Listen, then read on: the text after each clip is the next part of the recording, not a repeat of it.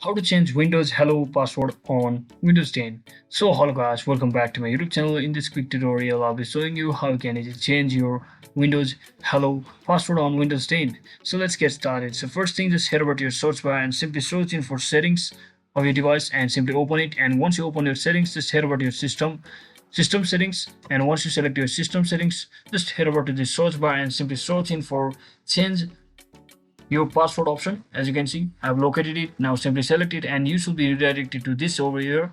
So all you have to do to change your hello pin over here is just tap on this, and once you tap on this, you can see there are two different options, that is either change, or you can also tap on this I forgot my pin to proceed the diagnosis. So since we want to change our hello pin, just tap on this change, and you just have to enter your old number over here. There's the old pin, and just simply enter your new pin just like this, and just enter your new pin once again for the confirmation.